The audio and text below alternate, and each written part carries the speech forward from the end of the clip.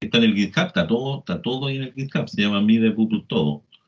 Ese es el archivo. Vamos a abrirlo acá para que esté más grande, porque si no, eh, lo van a perder. En medición, mide, ¿dónde lo tengo acá? En el archivo original. Esto de cambiar de ordenar la máquina se pierde todo uno, es como cuando uno ordena la pieza.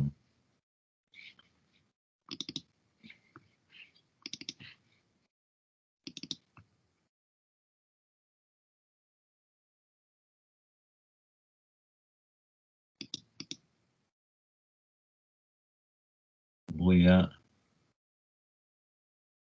copiar esto mejor. Ustedes son easy. Easy. Voy a meterlo en una carpeta para que sea más fácil y yo tenga todo aquí a mano.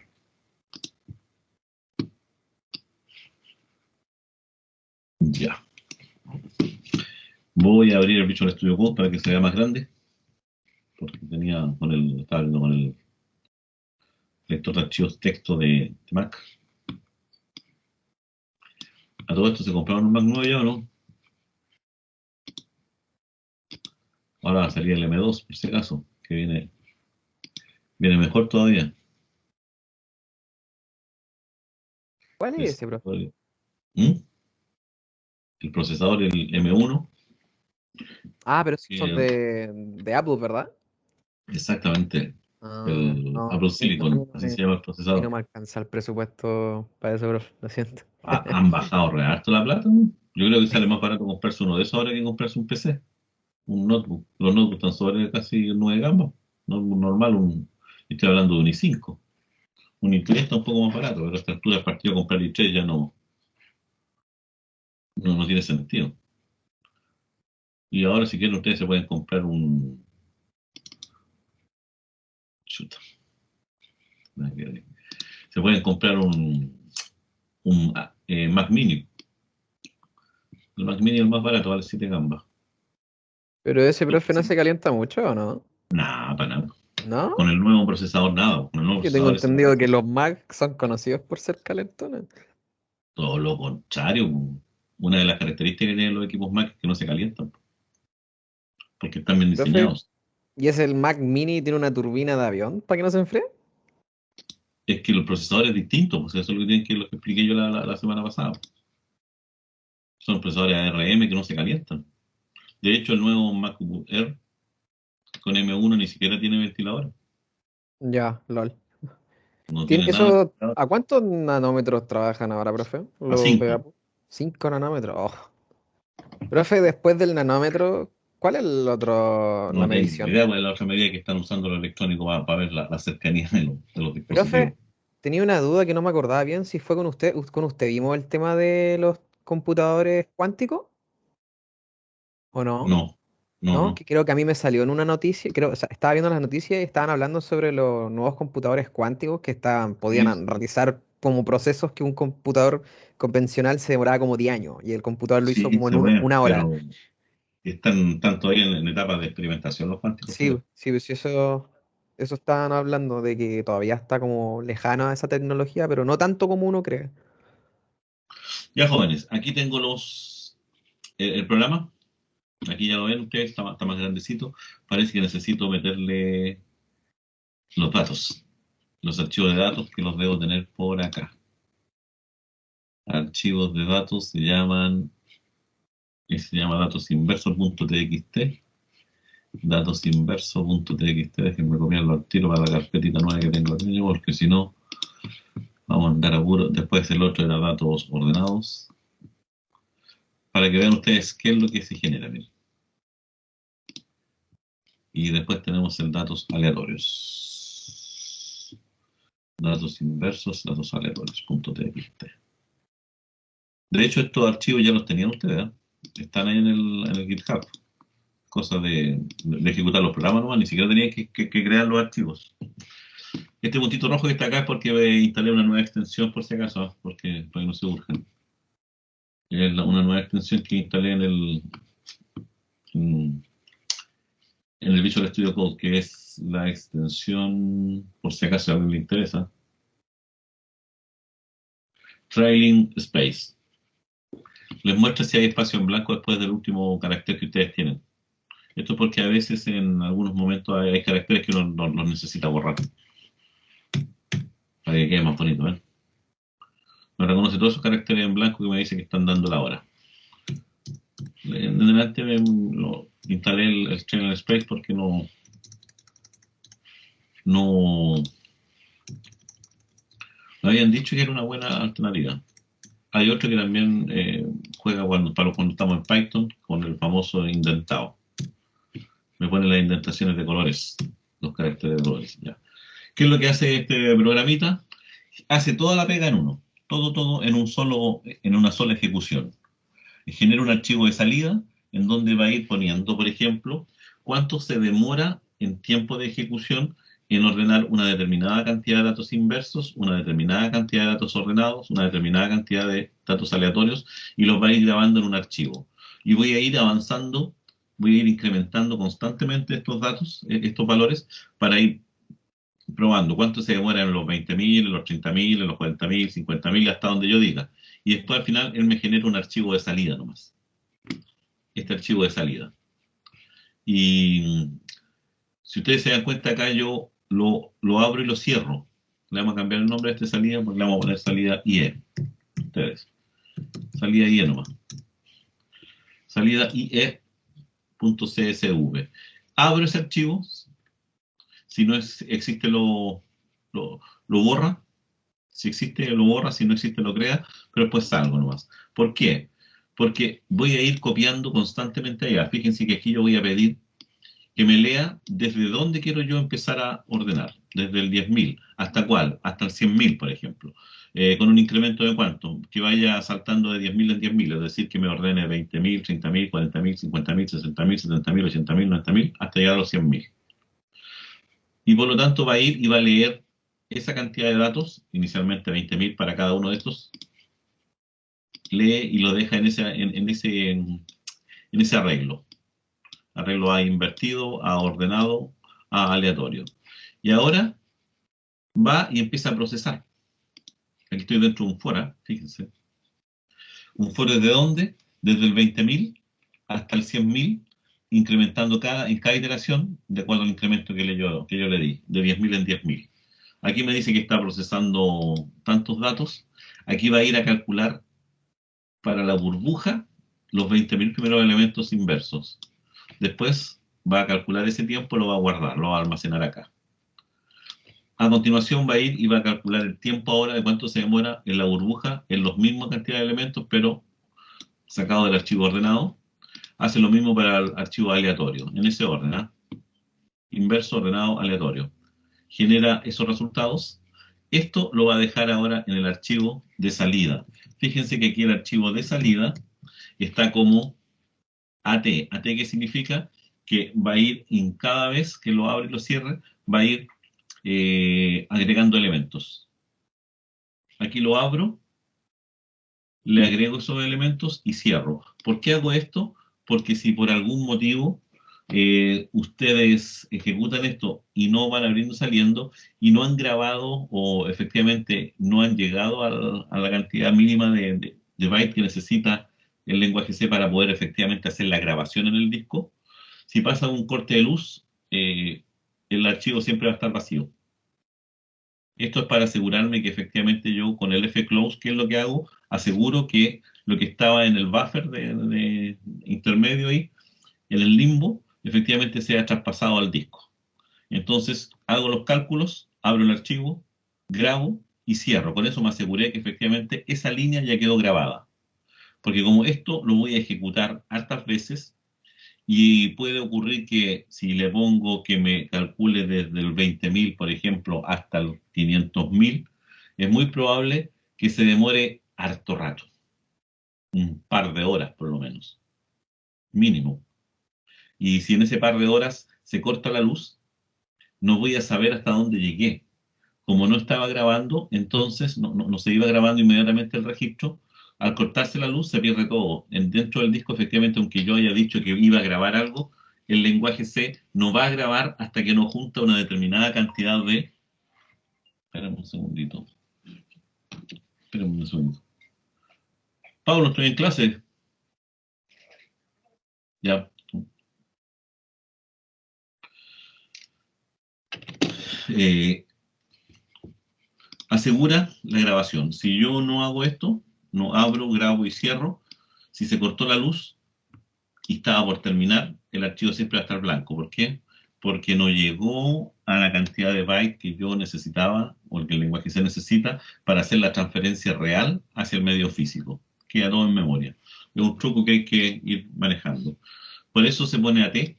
Por eso aquí cuando comienzo aseguro que voy a borrar ese archivo porque la primera vez no necesito ir acumulando en lo que ya tenía, sino que parto de nuevo. Al ejecutar este programa voy a ir generando los archivos, el archivo de salida. Vamos a ejecutarlo para que ustedes vean cómo funciona esta cosa. No. Y aquí, ¿en dónde estoy?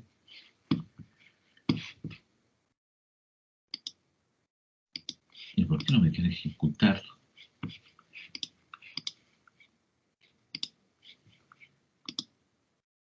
Ahora sí. Está ejecutando una pura línea por eso. Por ejemplo, yo quiero ver cuánto se demora en ordenar desde los 20.000 hasta los 60.000, por decir algo.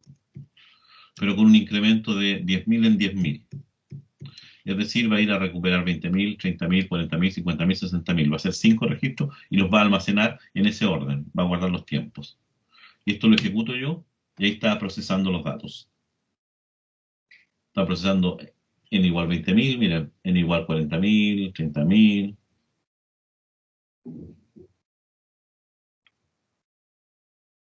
50.000.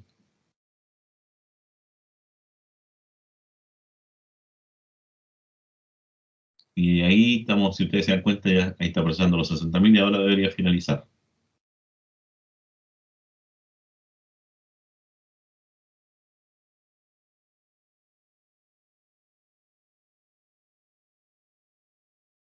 Ahí estamos. Ahí finalizó y me generó este archivo de salida. Eso es lo que me generó. Para 200.000 se demoró 0 segundos cuando estaba inverso, 1 segundo cuando estaba ordenado y 1 segundo cuando estaba aleatorio. Para 30.000 datos se demoró 1 segundo cuando estaba inverso, 1 segundo para cuando estaba ordenado y 2 segundos para cuando estaba aleatorio. Y así sucesivamente. ¿Se dan cuenta?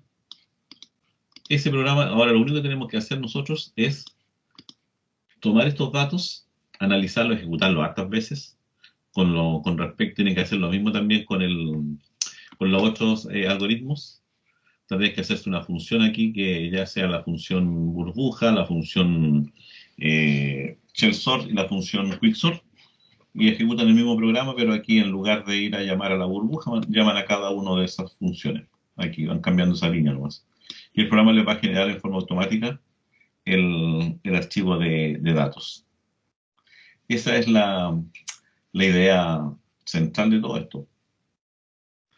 Ya, eso, como ustedes se dan cuenta, se demoró harto. Si yo esto lo quisiera ahora ejecutar de nuevo, lo podría ejecutar. Lo voy a ejecutar y podría decirle, no, desde el 20.000, pero quiero que llegue hasta el 100.000 y que vaya de 20.000 en 20.000, para que no se demore tanto. Y ahí vamos a ver ahora, y va a generar un nuevo archivo, pero ahora ya con otros patrones distintos, con otros ordenamientos distintos. Entonces, eso es lo que ustedes tienen que ir probando y después tomar estos datos y tratar de graficarlos. Tratar de graficarlos de la mejor manera que ustedes puedan. ¿Dónde graficamos? Obviamente en Excel. Y comparamos. Así yo puedo Profe, ejecutar a ustedes. ¿Sí? Eso, si lo pasamos a Excel, también lo podríamos después utilizar R para poder hacer los gráficos. ¿Con Excel nomás? Con Excel, sí, ya. Sí, sí, sí, Excel. Vamos a ver qué es lo que pasa, qué es lo que nos da con estos resultados. Mire. Fíjense que el archivo que yo generé es un archivo que se denomina CSV, ¿ah? Por si acaso no le puse TXT. Y si ustedes se dan cuenta, aquí va separado por coma. 20.000 datos, eso se demoró. ¿Ven que va apareciendo ahí cada vez que hay un dato grabado? Ahí se graba. 20.000 se demoró uno. Este se demoró lo que se demoró en el inverso, en el ordenado, en el aleatorio. Y así vamos viendo. Miren. Van aumentando los tiempos, ¿se dan cuenta?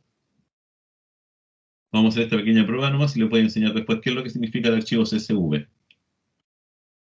Que termine aquí de generarlo. El archivo CSV es un archivo de intercambio de información. ¿Eh? CSV significa archivo que tiene separadores entre los datos por coma. Está separado por coma.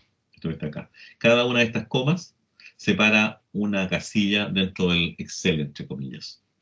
Esa sería una casilla, otra casilla, otra casilla. Por lo tanto, al leerlo directamente desde Excel, voy a generar una matrilla lista. Llegar y aplicarle gráficas, lo que ustedes estimen conveniente. De hecho, son con poquititos datos. ¿Eh? Recuerden que lo que andamos buscando es corroborar que efectivamente la burbuja es n cuadrado. ¿Qué significa n cuadrado? Que tiene un comportamiento parabólico. Es decir, tengo que revisar acá si efectivamente pueden haber indicios de que los tiempos de ejecución sí se comportan como se comporta una parábola. No me da lo mismo si es grande o pequeña, no importa. Pero tiene que haber un comportamiento parabólico. Para eso ustedes más o menos se tienen que recordar cómo funciona la parábola. De hecho, se está demorando bastante. Y imagínense el ejercicio que yo hice, que tengo grabados los datos ahí, que están aquí en el GitHub. En el GitHub que tenemos acá. Estos archivos que están acá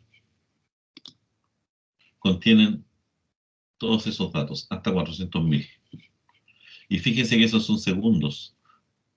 Si ustedes suman todo esto, se van a dar cuenta que les da, pero hartas horas de proceso. Entonces, eso es lo que... Ahí terminó.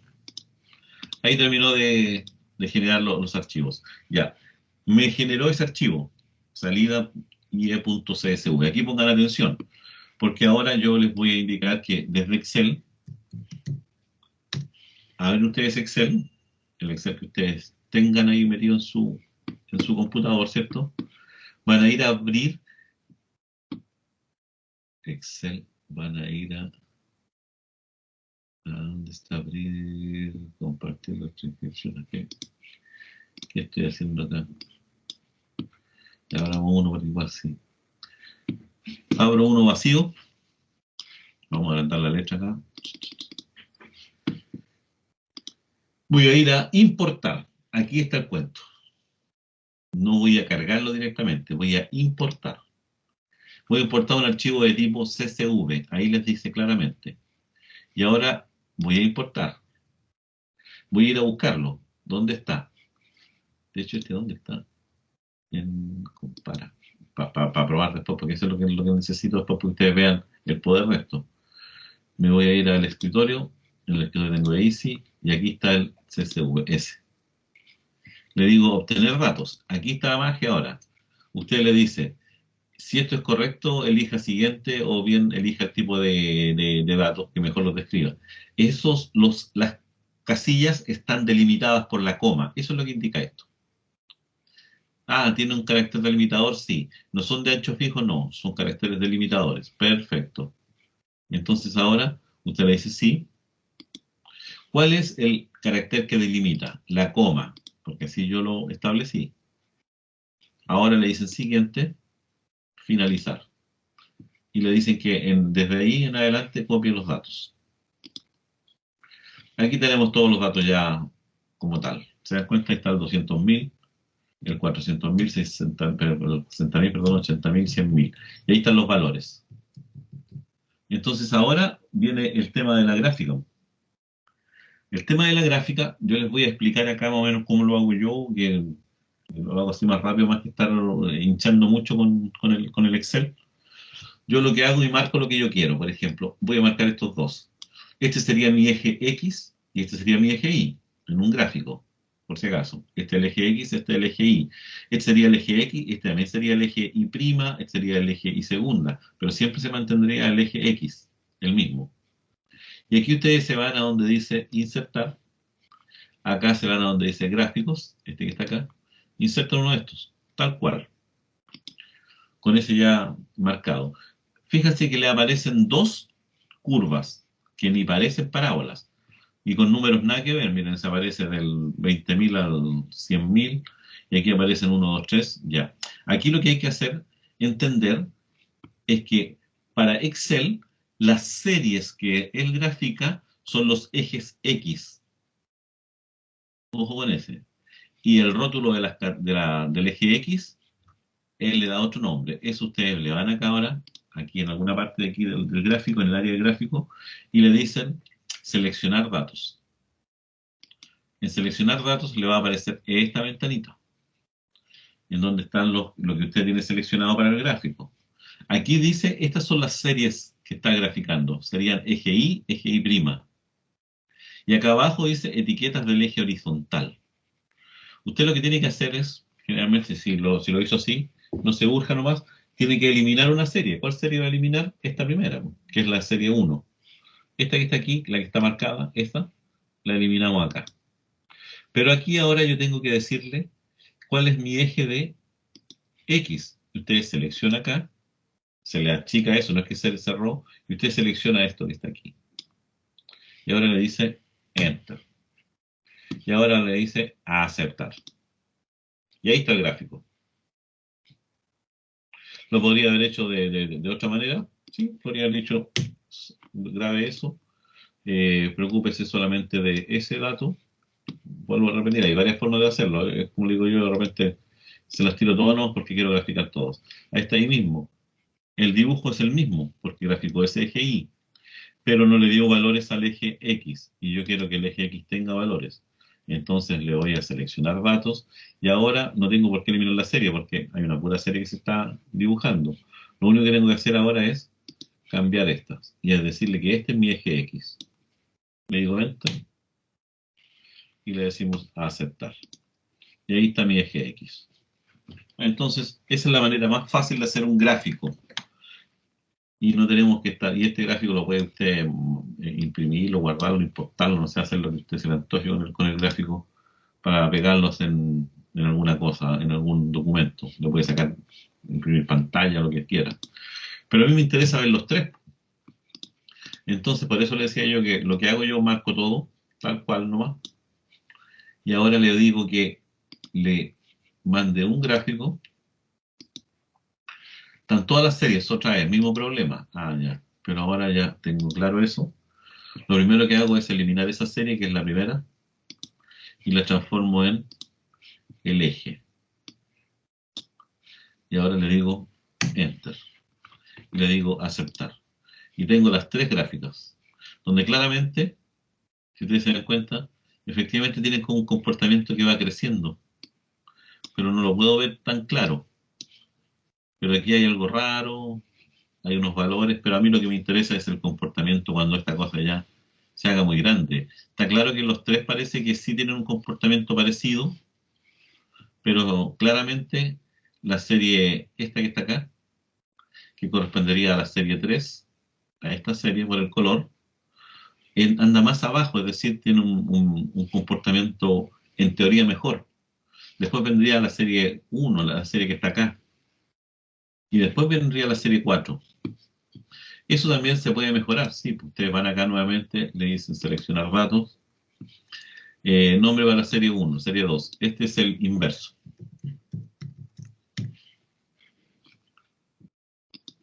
Este es el ordenado. Y este es el aleatorio. Y le dicen aceptar. Y ahí tienen los datos. De hecho, el que más se demora en teoría es el aleatorio. ¿Se dan cuenta?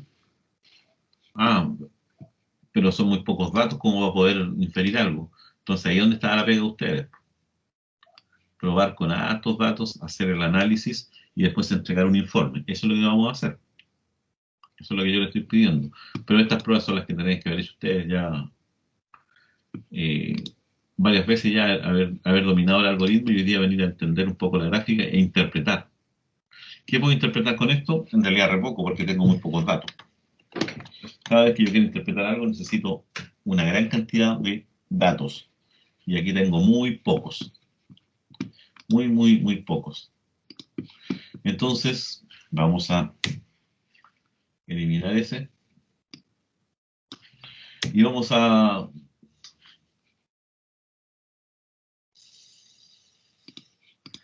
importar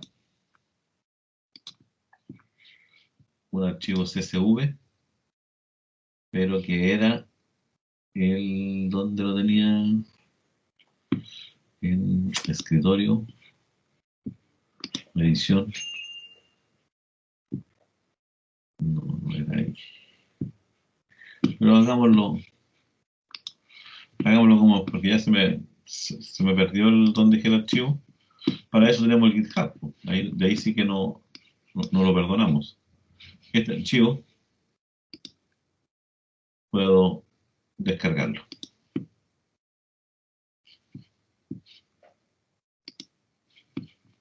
La embarré descargar HTML. Menso. Hagamos lo siguiente mejor.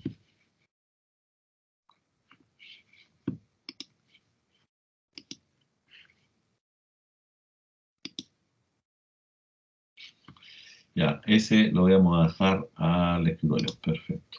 Ya. Vamos a ver a dónde nos quedaron estos archivos dando vuelta por aquí.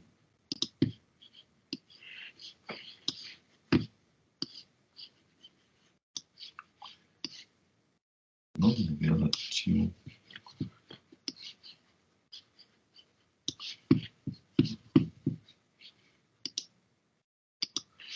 Otra vez. Guardar las acciones, vamos. Tirémoslo tranquilamente al descarga, no. Haríamos la segunda, que no se me pierda. Ya. Oh. ¿Y por qué me lo tira ahí? ¿Por qué me lo está tirando así?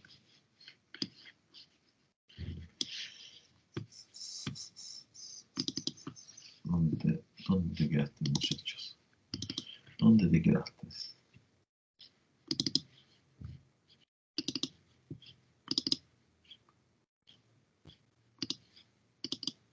Aquí te encontré. Aquí te encontré.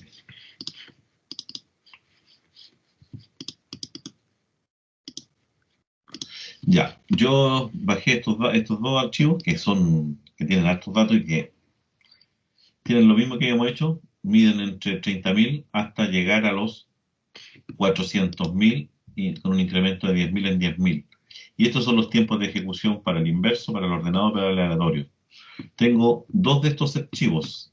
Uno que fue generado usando el IMAX, lo ejecuté en mi computador, en el IMAX, en este equipo que tengo acá, que podemos ver tranquilamente cuáles son las preferencias, que es un Retina del 2015, tiene un procesador de 3,1 Intel i5 de 4 núcleos y 8 MB de memoria RAM, que es lo más importante.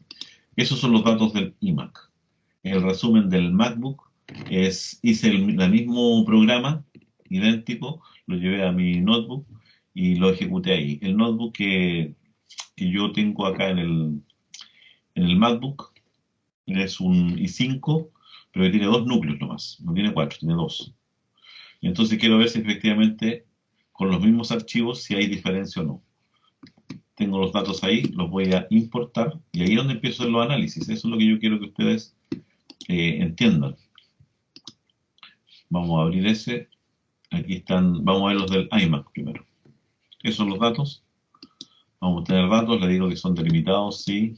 Le digo que es una coma la que me lo está separando, no el tabulador. Siguiente, finalizar. Y le digo que desde aquí, desde ahí, a aceptar. Y ahí están todos los datos listos. Vamos a hacer el mismo ejercicio que hicimos recién. Y aquí vamos a ir a interpretar ciertas cosas que ocurrieron cuando yo hice esta prueba. Este fue un experimento que yo lo dejé corriendo el computador desde como la 1:15 antes de irme a almorzar.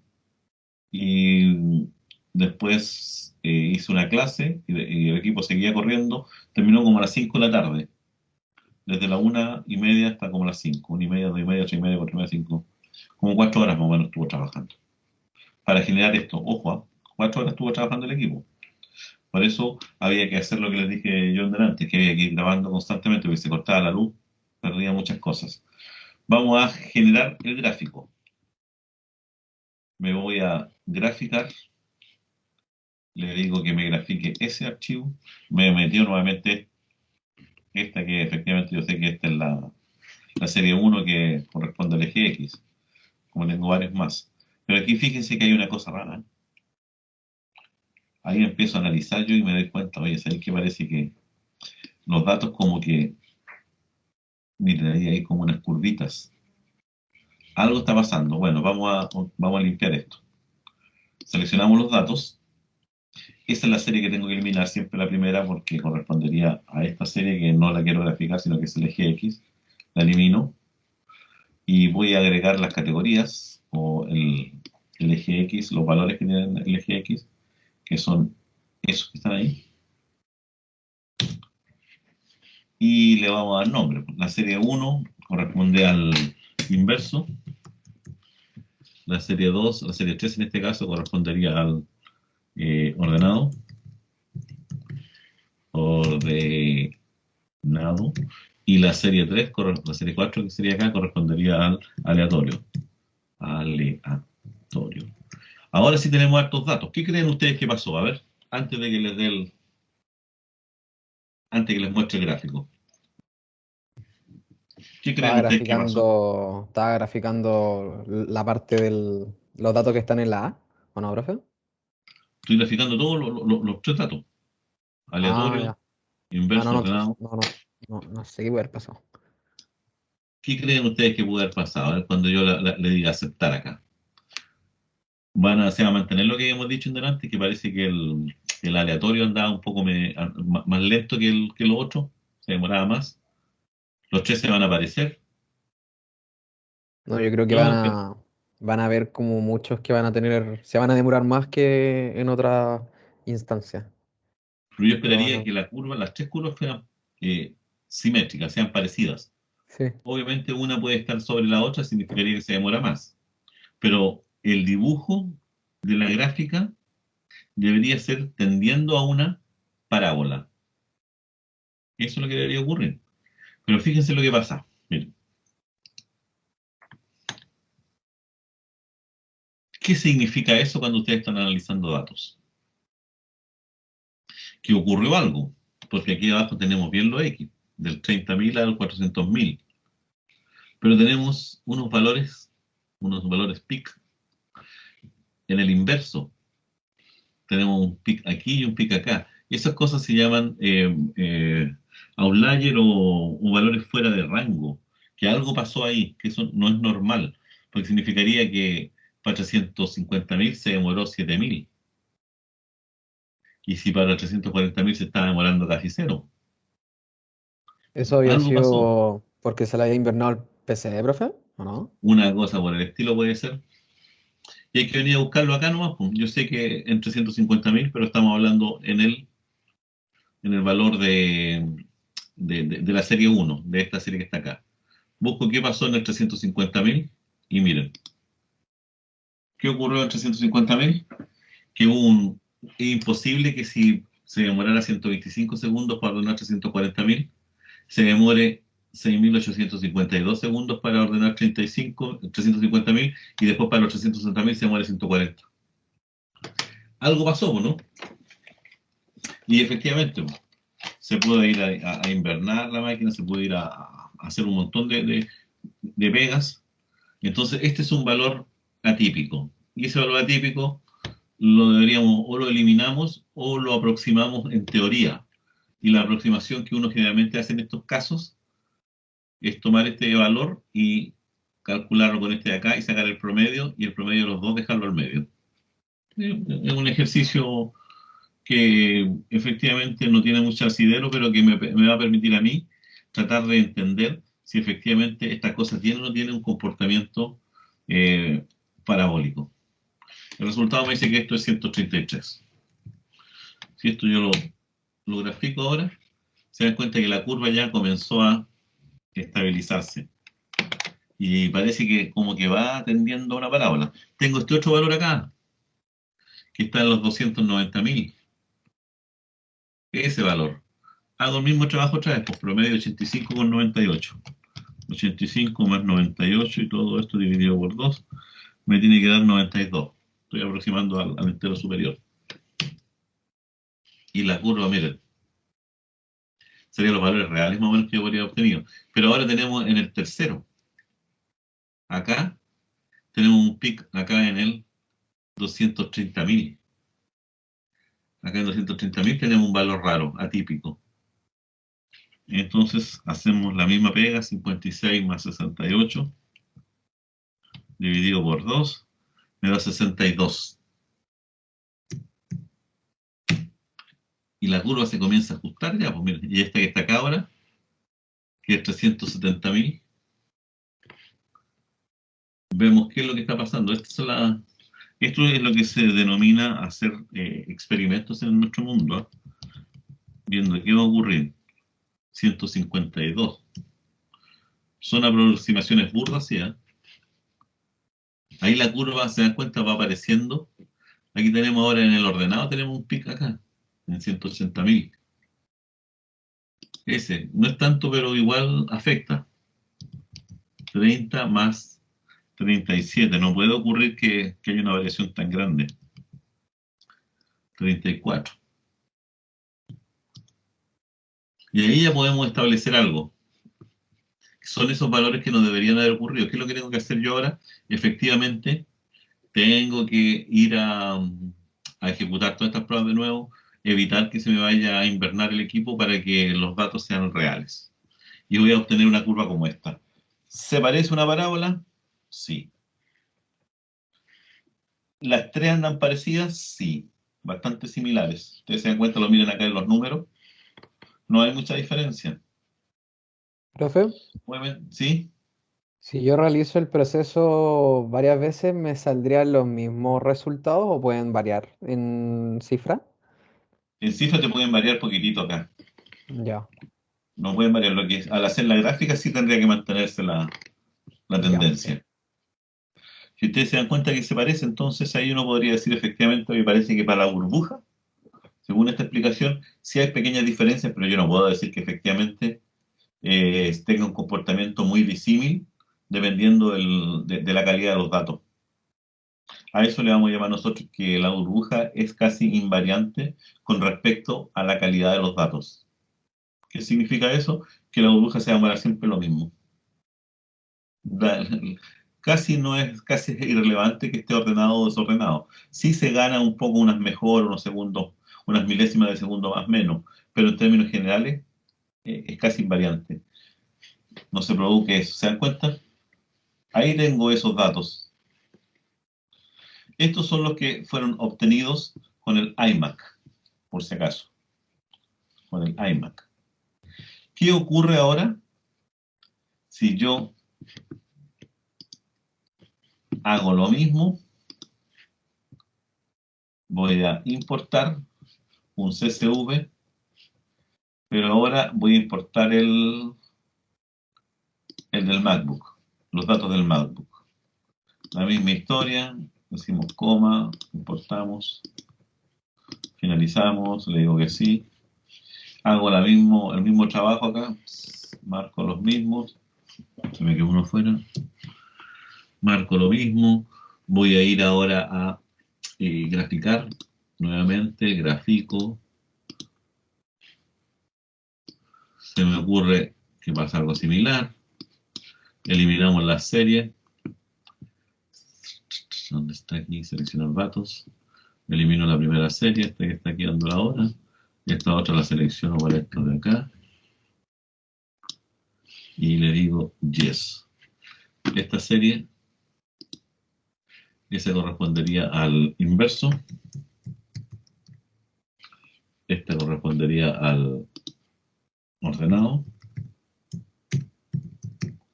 Y esta correspondería al aleatorio. Y ahí tengo nuevamente los tres. Ordenado, ¿dónde puse aleatorio por si acaso? Ya. Y me encuentro con el mismo drama otra vez. De hecho, en el aleatorio aquí,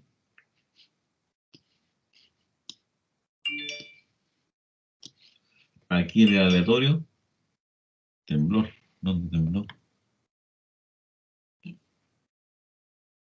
Llevo un registro de los temblores, por si acaso estoy haciendo otra investigación.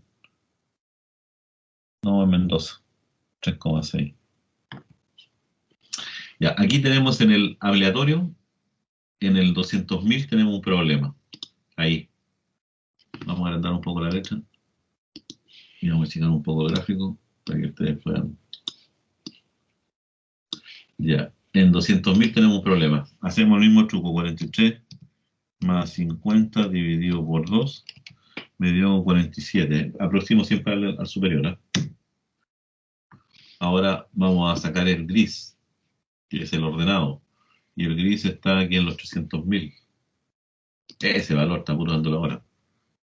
86 más 129 dividido por 2, 108. Aquí la curva ya se va a comenzar a estabilizar. Terminemos con el amarillo. El que está aquí es en el 300.000. Este. 96 más 140. Esto se puede hacer todo automatizado por si acaso. Podría ser un programita que haga todo eso al tiro al mismo tiempo. Aquí ahora tenemos esto. En 310.000 tenemos el inverso. Este número que está aquí.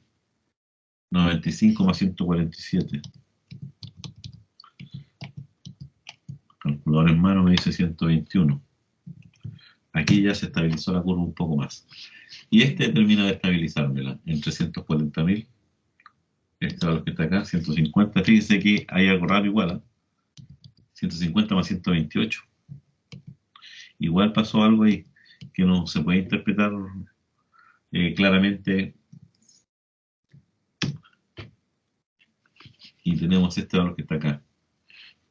Ese está en torno a los 370.000. 370.000, este que está aquí. 136 con 150. Más 150 dividido por 2. 143 ya. Y aquí ya lo tenemos casi estable. Esa es mi curva para el computador, para el procesador i5 con dos núcleos. Aquí algo ocurrió, porque fue parejo para todas. Algo pasó en este bloque. Para la próxima vez que lo haga voy a ejecutar esto y voy a grabar también la hora para saber qué es lo que está pasando. Pero ambas curvas, si ustedes se dan cuenta, tienen un comportamiento similar. Obviamente que hay una distorsión, pero que sigue la tendencia de que es una parábola. Está claro que efectivamente el gris, que es el ordenado, parece que aquí va peor. En cambio acá iba casi pegadito. Los tiempos son bastante parecidos. Ahora yo quisiera ver, bueno, y si las grafico todas juntas, ¿qué va a pasar? Entonces pesco estas. Y ahí podría yo establecer si efectivamente hay o no hay una gran diferencia entre los dos computadores. Ahí ya es otro análisis. Aquí el análisis es puro nomás de la curva. Pero cuando ahora yo esto lo meto acá y agrego esas que ya están procesadas y voy a graficar todas ahora.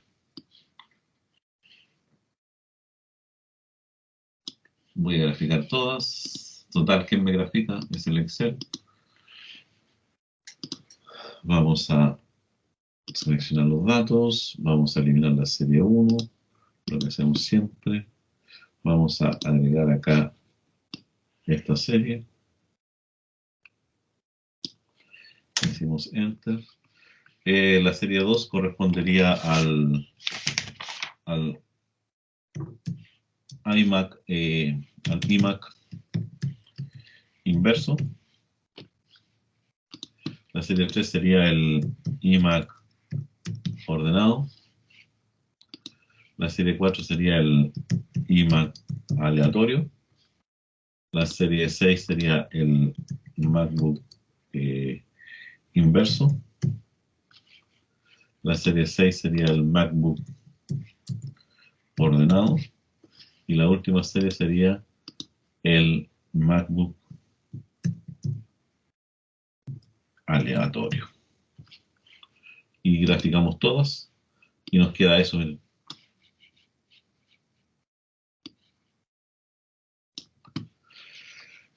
Podemos establecer algo que para los dos procesadores casi no hay diferencia, ¿no? Solamente acá. Y eso es lo que no sé a qué se debe esa ejecución. ¿Qué fue lo que pasó acá? Ya, esto que yo he estado desarrollando, quiero que ustedes lo prueben también con los otros algoritmos. Con el ShellSor y con el QuickSort. Y hagan esta pequeña prueba, esta pequeña investigación que yo le he dicho acá, para que intenten establecer ciertos valores. Aquí yo podría corroborar que efectivamente, si comparo los dos computadores, en realidad el tiempo de ejecución, de cantidad de instrucciones que hacen cada uno de ellos y lo que se demora en cada instrucción, es equivalente, aunque uno tenga 4 núcleos y el otro tenga solo 2 núcleos.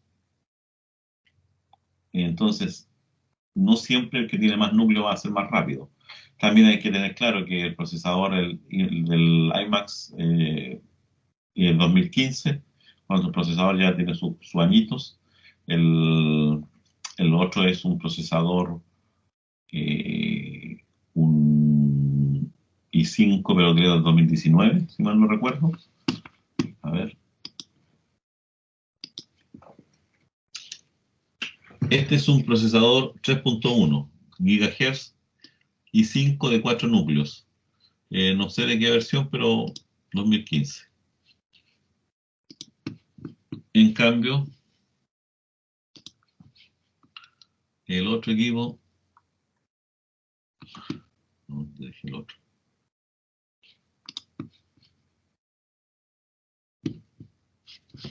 No, voy a conectarme en forma remota.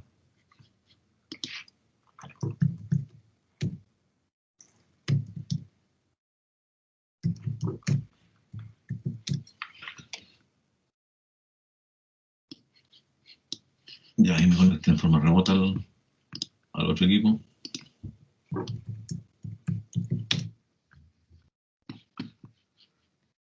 Este equipo es un...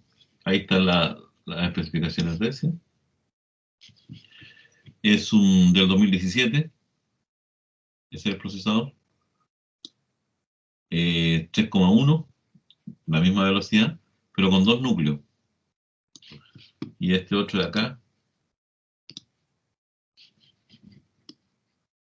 es un procesador también de 3.1 y 5, pero de 4 núcleos.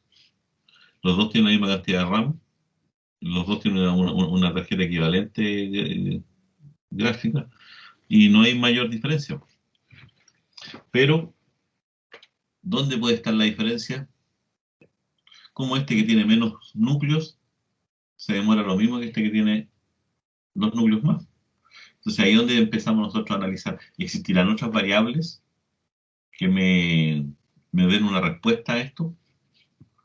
A lo mejor, ¿qué pasa con la memoria? A lo mejor la velocidad de la memoria.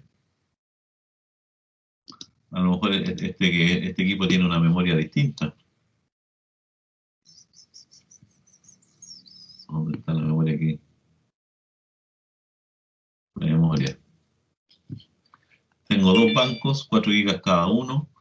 Este está corriendo a 2183. ¿Por qué hago referencia a que es la memoria? porque estoy ahí revisando, consumiendo harta memoria en todo caso, pero igual no. Y esta es una memoria más lenta, pero igual tiene dos bancos.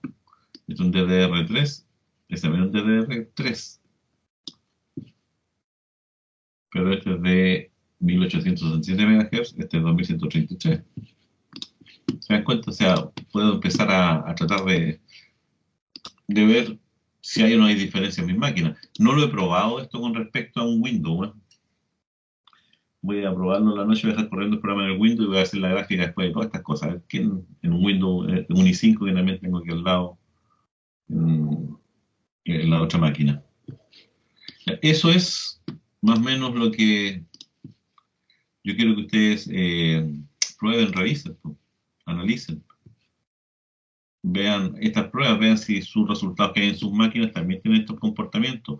Les recomiendo que si van a hacer estas pruebas, para que no les pase lo que me pasó a mí, tener que estar cocinando algunos valores, preocúpense de ir a ver todo lo que tiene que ver con la alimentación de su máquina, el ahorro de energía, impedir que los computadores entren en reposo cuando se apaga la pantalla, poner los discos duros en reposo cuando sea posible. Todo este tipo de cosas habría que inhabilitarlas. Muchas de estas cosas pueden ser problemas de eso.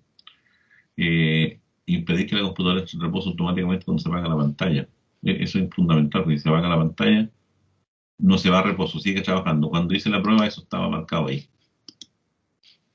por si acaso. Eso con respecto a las pruebas que ustedes tienen que hacer. ¿Qué pasa acá en el notebook? En el notebook que sí tiene manejo de batería,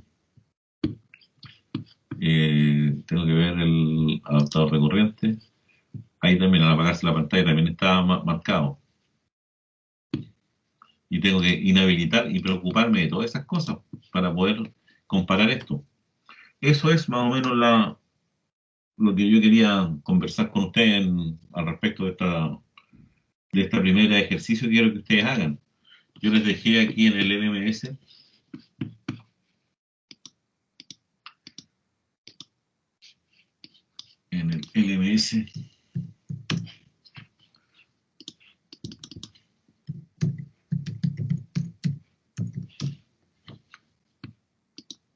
ah,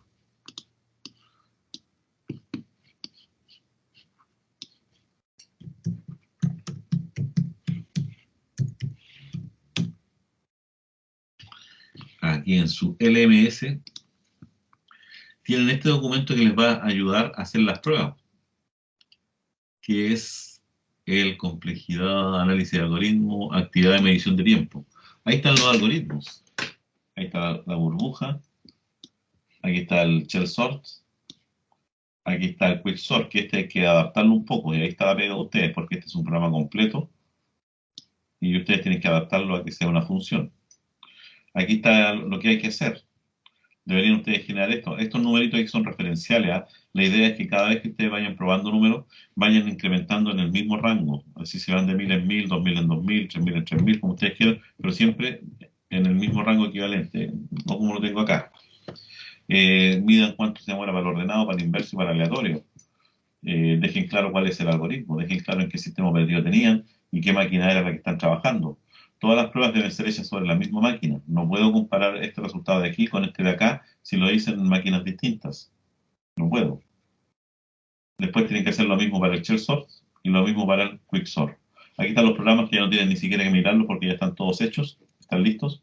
Lo que ustedes tienen que hacer ahora es ejecutar nomás, los datos están, ejecutar, llenar esto, y a partir de esto, cambiar ustedes los valores acá, tratar de interpretar como yo lo fui haciendo con ustedes en el ejercicio.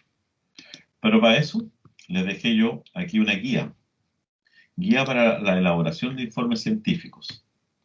Es bien general, esta es la guía que uso siempre yo como estudiante cuando van a hacer tesis, cualquier cosa, pero este es un documento científico, no va a tener tanta cosa como la que se pide acá, pero quiero que a ustedes les quede claro que es un documento científico. ¿A qué nos referimos nosotros cuando estamos hablando de acceder a los documentos científicos y qué debe contener un documento científico? Acá yo explico claramente lo que ustedes deben hacer. Y este es el informe que ustedes me tienen que entregar en una semana más, yo creo, con respecto a las pruebas que hay que hacer. De hecho, lo que hay que hacer es tomar los programas que le hice yo, hacer la misma pega que hice yo ahora, y después con eso generar un informe. Tanto para el Shellsort, Quicksort como la burbuja. La burbuja ya está casi clarita lo que hay que hacer. El informe debe considerar mínimo la discusión de cada uno de los algoritmos considerados en la investigación. Hay 3 algoritmos considerados en esta investigación. Como mínimo dice debe considerarlo. Aquí no se trata de decir hay 2 for, 3 for, no se trata de explicar en términos generales cómo es el funcionamiento del algoritmo. No en términos de explicar la instrucción, sino que explicar cuál es la lógica que hay detrás del método de ordenamiento del algoritmo de la burbuja, que en el fondo él va recorriendo y en cada pasada que él hace, efectivamente el elemento mayor va quedando siempre al final, dado el algoritmo que yo tengo. Por lo tanto, en cada pasada el elemento más grande va a quedar al final. Y así va a ir sucesivamente. El shell sort, ¿cómo funciona? Funciona comparando elementos, no como lo hace la burbuja o con todos, sino que comparando aquellos que se encuentran a una determinada distancia nomás. Y después se achica esa distancia y sigue comparando. ¿Y cómo lo hace el quicksort? Bueno, el quicksort divide y se crea un elemento central que se llama pivote, en donde él va a dejar en una primera instancia todos los números que sean menores que él van a estar a un lado y los números que sean mayores que el pivote van a estar al otro lado. Después toma ese arreglo nuevamente, por eso es recursivo, y le aplica la misma teoría. Se consigue un elemento que sea central, el pivote, y sobre él ordena y deja los más chicos a un lado y los más grandes al otro lado. Y así sucesivamente hasta llegar a cambiar 2 nomás. Y como es recursivo, lo hace para todas las estructuras. Ya, eso es lo que hay que hacer. La presentación de los datos, tal como fueron solicitados en el taller realizado para organismos de ordenamiento. Eso es lo que tienen que hacer ustedes. Una discusión de cada uno de estos métodos de ordenamiento y presentar los datos, inicialmente. El formato a seguir para el documento es el siguiente. Aquí hay que ser bien rigurosos. Este es un documento científico, por lo tanto, tiene que contener estas cosas. La primera hoja viene la identificación de la universidad, el departamento, la carrera, la asignatura, nombre del profesor, nombre del alumno y fecha de entrega. Ojo, esa primera hoja nunca lleva numeración. Nunca lleva numeración. Esto es como están haciendo el trabajo ustedes ya de seminario de titulación. La universidad, si ustedes quieren usar los logos oficiales de la universidad, que son estos, ustedes los pueden ir a descargar. Toda la información ahí para descargar. Si usted quiere ponerse ya bien pulcro en la entrega del informe, se va aquí donde dice universidad, autoridades, vinculación. Se va usted donde dice dirección de comunicaciones. Y en dirección de comunicaciones, aquí abajo, esta dirección de comunicaciones, aquí está, manual de marca. Y en el manual de marca están todos los logos que usted los puede bajar en el formato que usted estime conveniente. Estos son los formatos originales y oficiales de la universidad, por si acaso. JPG, PNG, ahí está el logo. Esto es para hacer los protectores de pantalla, los PowerPoint, todas esas cosas está acá. Aquí usted saca el logo que usted quiere, por si acaso. Ya, el informe debe considerar como mínimo la discusión de cada uno de los algoritmos considerados en la investigación, la presentación de los datos, como fueron solicitados. El formato es el siguiente: la primera hoja, la identificación de la universidad, ahí donde va el logo. El departamento, computación e industria se llama nuestro departamento, por si acaso. Departamento de computación e industrias. La carrera, ingeniería de ejecución en computación e informática. La asignatura, estructura de datos. Nombre del profesor, Ugaraya. Nombre del alumno, ustedes. Y fecha de entrega. Esa primera hoja no lleva numeración. A continuación debe venir siempre en cualquier documento científico una cosa que se denomina el abstract o resumen, por si acaso. Después viene el índice, después viene la introducción del trabajo, después viene el diseño de la investigación, después vienen los detalles de la implementación y las limitaciones. La numeración debe comenzar en la introducción y debe ser con números indoarábigos, por si acaso. Los números indoarábigos son los nuestros, los números normales. El abstract, ¿qué es lo que contiene? Se refiere a una síntesis de no más de 15 líneas de lo realizado en la investigación. ¿Qué es lo que hicieron ustedes? Ustedes compararon varios algoritmos para determinar si efectivamente se ajustaba el tiempo medido en reloj al tiempo teórico que indicaba o que la La literatura indica que tiene cada uno de estos algoritmos. Para eso se construyeron los programas del lenguaje C y se midieron los tiempos de ejecución. Punto. Una cosa por el estilo. Después debe contener palabras claves. Al final hay una serie de palabritas que se llaman las keywords que ustedes tienen que poner. Aquí las palabras claves son algoritmo, ordenamiento, burbuja, quicksort, shellsort. Esas son más o menos las palabras clave. ¿Por qué?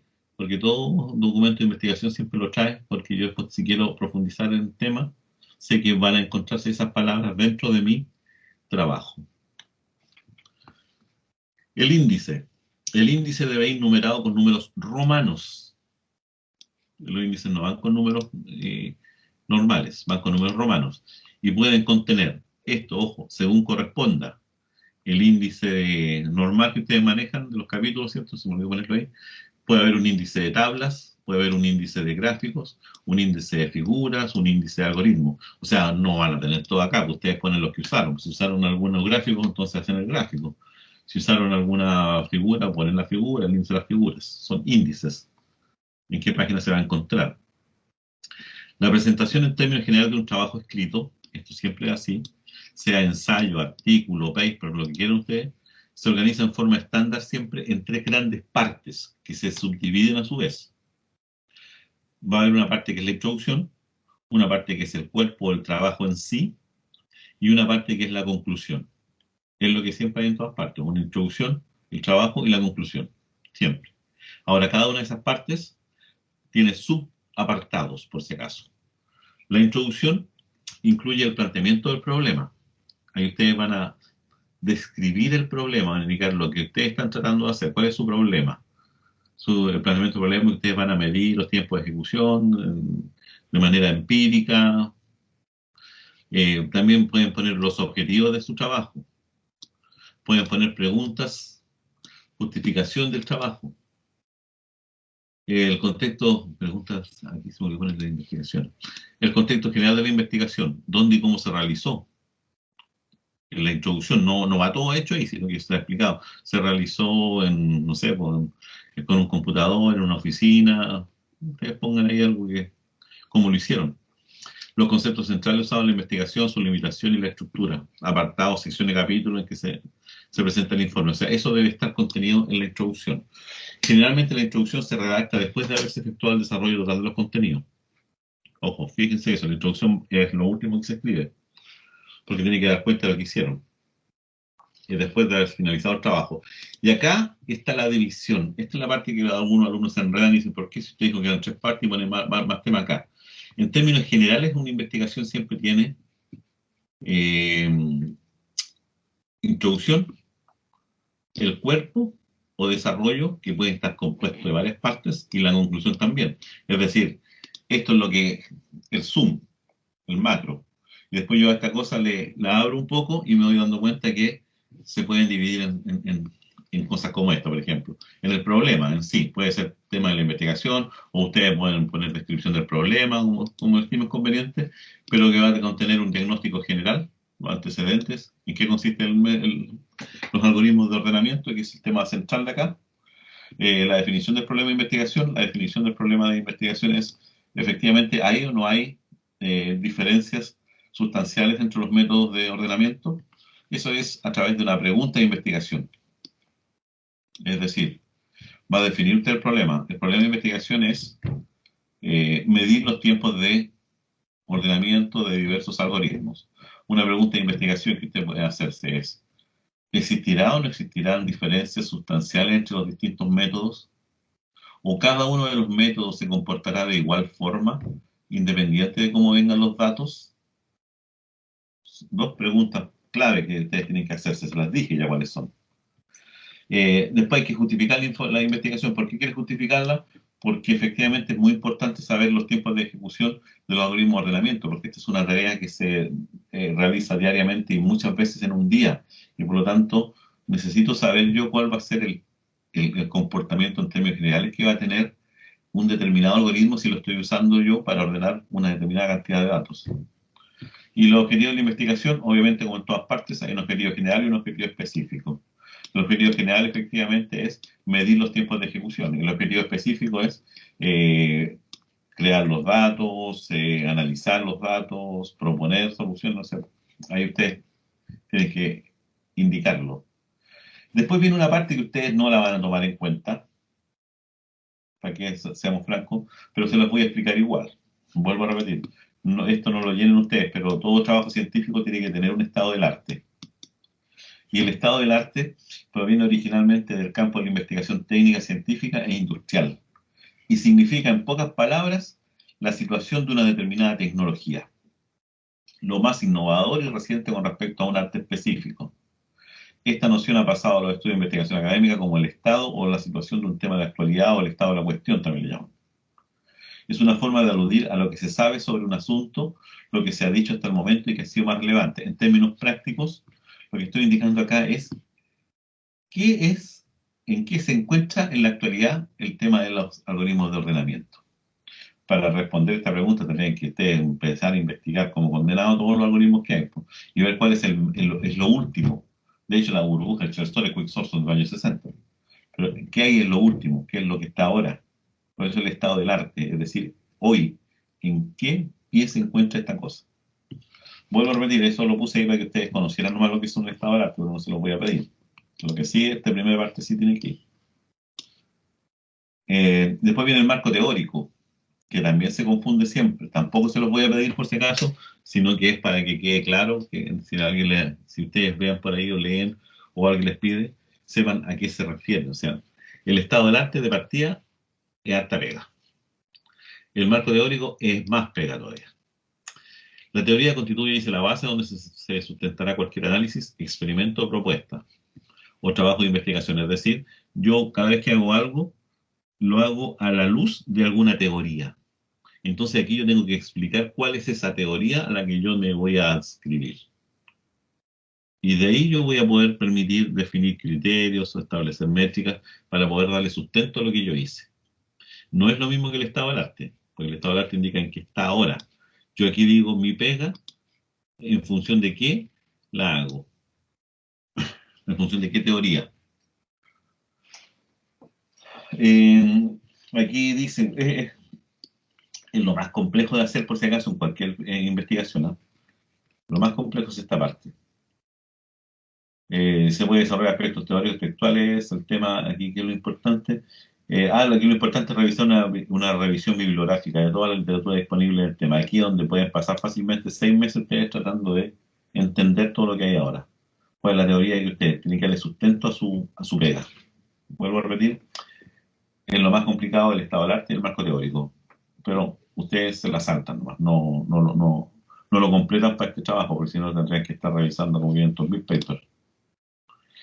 Después viene el marco metodológico. Esto sí, el marco metodológico es la pega que ustedes hicieron. Una pequeña introducción, cuenten ustedes qué es lo que han hecho, cuenten cómo diseñaron la investigación, cómo se ordenaron, cuenten cómo recolectaron los datos a través efectivamente de programas que fueron midiendo los datos, qué técnicas de análisis utilizaron. Generalmente aquí lo único que usamos son mediciones nomás y promedio y cosas por el estilo. Después van a presentar ustedes los resultados. Esta es la parte más interesante. Una introducción a la presentación del resultado, la descripción de la información. Entregamos tantas tablas que muestran efectivamente los comportamientos de estos algoritmos bajo estas condiciones. Se analizaron desde tanto hasta tanto número, fuimos incrementando de tanto en tanto, y ahí explican ustedes todo lo que se les antoje. Después van a analizar los resultados. Y ahí ustedes van a ver si efectivamente hay o no hay diferencia. Efectivamente ustedes van a poder decir, sí, la burbuja tiene un comportamiento peor que Chelsor y efectivamente la burbuja sí se comporta como algo cuadrático, aunque en la burbuja efectivamente no hay diferencia si los datos están ordenados, inversos o aleatorios, y hacen la misma historia para cada uno de ellos. Después van y comprueban los objetivos. El objetivo inicial que habíamos dicho, generalmente el general, es probar algoritmos. Sí, se cumplió, sí, comprobamos el algoritmo. Sí, con mi pega, con todo lo que yo he descrito aquí en la presentación de los resultados, se da por hecho que yo logré el objetivo. Es decir, logré hacer las comparaciones. Esa es la idea. Por eso hay que comprobar si efectivamente es así o no. Y después le puedo dar respuesta a las preguntas de investigación Cuando dije yo, mis algoritmos de investigación, ¿habrá diferencia entre ellos? Sí. Y alguno de ellos tendrá diferencia también de acuerdo a que se comporten los datos. Sí, se dio respuesta a eso. Y finalmente vienen las conclusiones o sugerencias, que es aquí donde siempre se caen todos. Todos caen en esto.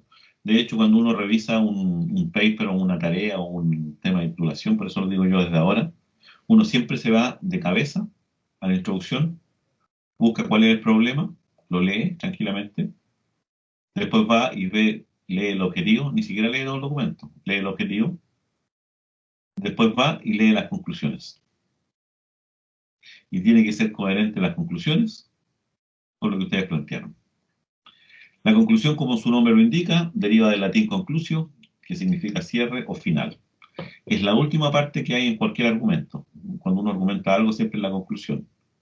Un estudio o una disertación. En ella se espera que las premisas y el desarrollo del pensamiento conduzcan a establecer algo como cierto, como válido o como posible. Siempre dice en conformidad con lo explorado y establecido previamente. Todo lo que hablen tiene que ser de acuerdo a lo que ustedes hicieron, a la pega que hicieron. Así, de una investigación científica, se espera que las conclusiones sean hallazgo o descubrimiento. Obviamente acá no vamos a encontrar ninguna cosa importante porque está todo ultra investigado y esta cosa. Que arrojen nueva información sobre el tema. De hecho, esto es lo que tiene que ver con los test y todo este tipo de cosas. Conviene, y este es el párrafo importante, conviene aclarar que una conclusión no es una opinión, ojo con eso, no es la opinión que ustedes tienen, ni una sugerencia, ni un resumen de lo que hicieron, porque el resumen es el abstract, sino un argumento lógicamente derivado de las premisas evaluadas, es decir, fruto de una labor del pensamiento y evaluación. ¿Qué significa eso? Que efectivamente las conclusiones no pueden ser, sí hice el trabajo y aprendí mucho. Eso no es una conclusión, porque eso no se deriva de lo que usted trabajó ni de los objetivos.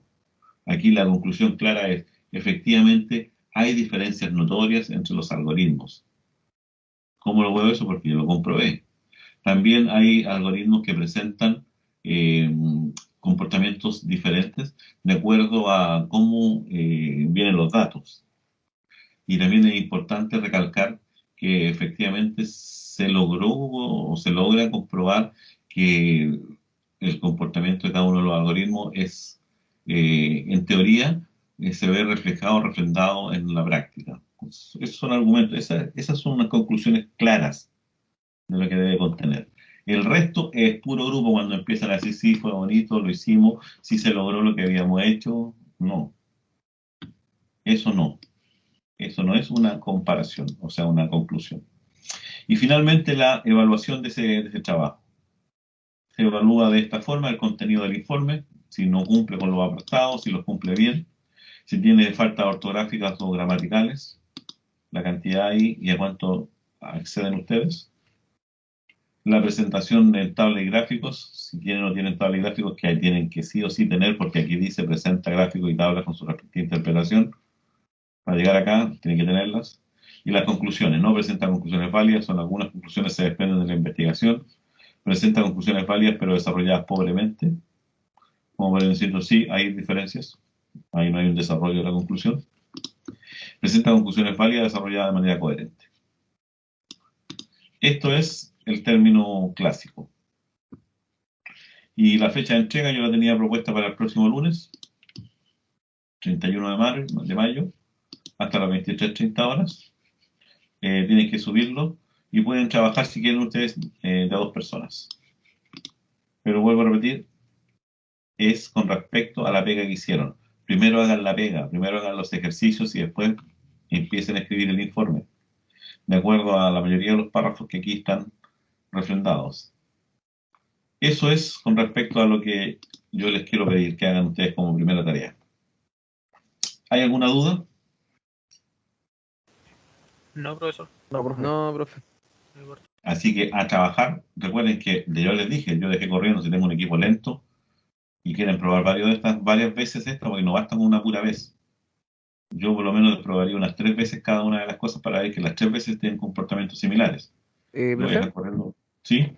¿tenemos que hacer solamente un trabajo o quiere que hagamos un informe por cada estructura? Todos los 3, porque el trabajo dice acá claramente acá donde tenemos